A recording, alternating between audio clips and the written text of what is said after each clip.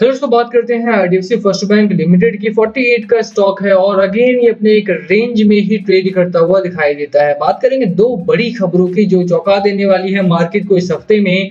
RBI की तरफ से एक बड़ी खबर आई है एमपीसी कमिटी को लेकर के एंड दूसरी खबर आई है आईडीएफसी फर्स्ट बैंक से।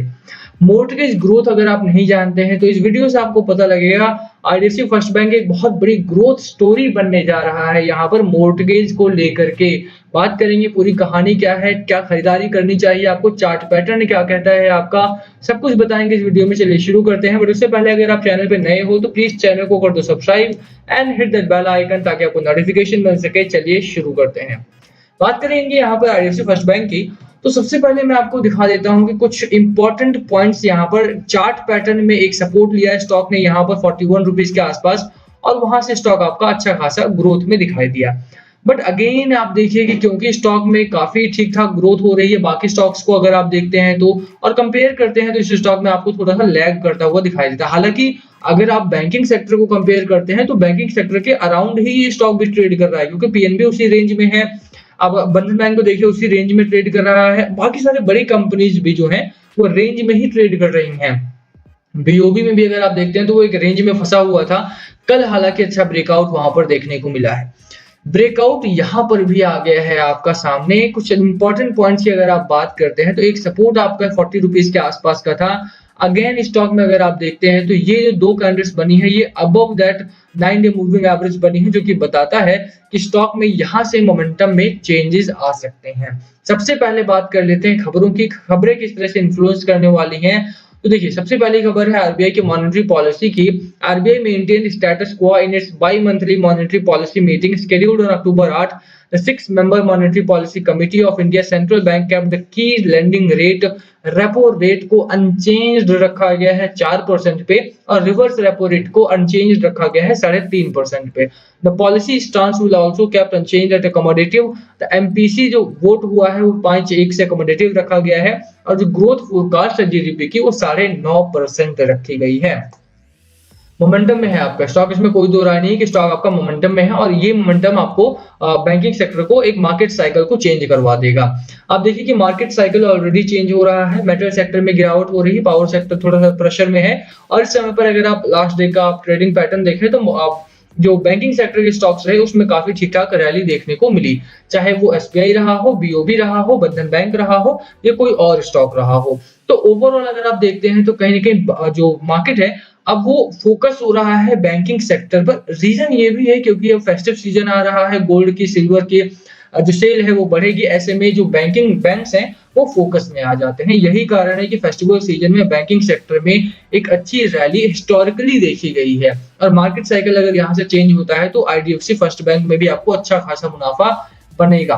ठीक है, इसीलिए खरीदारी करने की मेरी सलाह आपको यहाँ पर रहेगी। दूसरी खबर की बात कर लेते हैं साथ में ही कि mortgages an area of big growth growing at 11% quarter on quarter.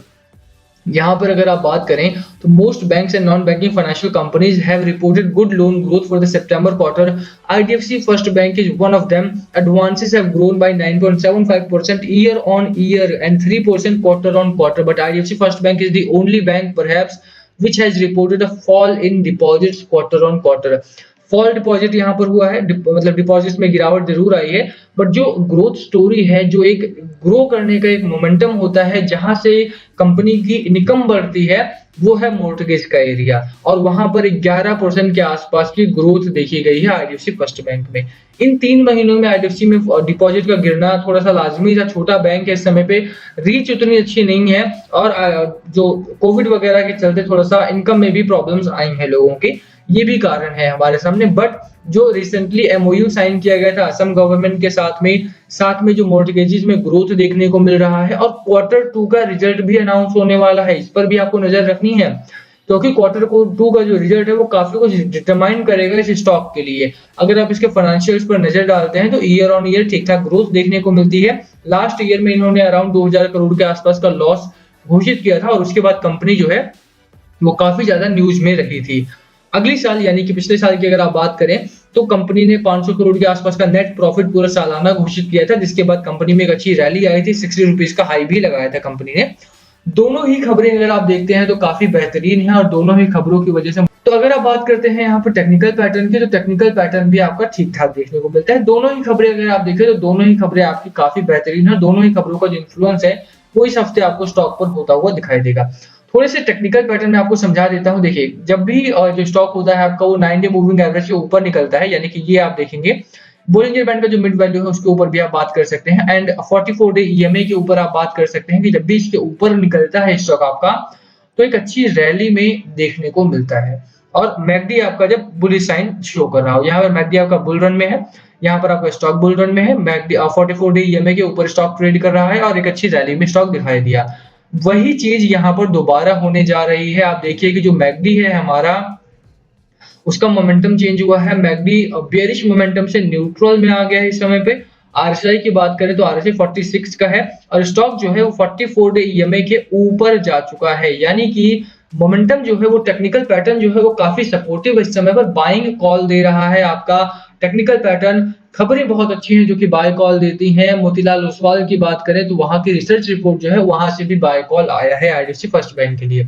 तो खरीदारी करके चलो इस स्टॉक में, रिस्की इन्वेस्टमेंट तो है थोड़ी सी यहाँ पे, बट ये आपको प्रॉफिट भी दे सकती है, अच्छा खासा मुनाफा यहाँ पर आपको हो सकता है। बात कर लेते हैं सबसे पहला टारगेट क्या होने वाला है आपका। तो सबसे पहला जो टारगेट है वो इसका प्रीवियस हाई होने वाला है, यानी कि 68 रुपीज का, 70 रुपीज का इसका पहला टारगेट होगा। एंड आई एम श्योर कि जैसे ही ये अपना ब्रेकआउट कंप्लीट करता है, यानी कि जो मैकडी है उस समय न्यूट्रल में है और यहाँ से बुलिश पैटर्न में आने में ज्यादा टाइम नहीं लगेगा, एक आध हफ्ता लग सकता है। इसीलिए मैं बोलूंगा कि खरीदारी करने का जो ऑर्डर है, बाइंग ऑर्डर जो है वो डाल देना है आपको इस हफ्ते में, as soon as the market grows with faster rate से ग्रो करता है यहाँ पे, तो आपको यहाँ पर डाल देना है। 1% 2% की रैली आती है, लैग करता है मार्केट, तो थोड़ा सा वेट कर सकते हैं यहाँ पे। बट वॉच लिस्ट में आईडीएफसी फर्स्ट बैंक को जरूर रखें, इग्नोर मत कीजिए इस स्टॉक को, क्योंकि अगर आप इसे इग्नोर करते हैं तो कहीं ना कहीं आपको एक बड़ा मुनाफा मिस कर देंगे इस बार भी। अब थोड़ा सा मैं यहाँ पे डिलीवरी की बात कर लेते हैं। तो डिलीवरी अराउंड 26-27% के आसपास की एवरेज डिलीवरी है। मार्केट का मोमेंटम उतना अच्छा नहीं है जितना कि एक्सपेक्टेड था मार्केट बैंकिंग साइकिल के लिए, बट क्योंकि चेंज हो रहा है बैंकिंग साइकिल और निफ्टी 50 में भी अगर आप देखें, मार्केट में देखें तो बैंकिंग फोकस में दोबारा आने वाले हैं, तो वेट करना है थोड़ा सा, 2-4-10 दिन वेट कर सकते हैं आईडीएफसी को लेकर के। बट बाय ऑन डिप्स के साथ खरीदारी करना शुरू कर देते हो तो आपको 68-70 का पहला टारगेट या 92 का सेकंड टारगेट आसानी से अचीव हो जाएगा। अच्छा खासा प्रॉफिट आपका इसमें बन सकता है।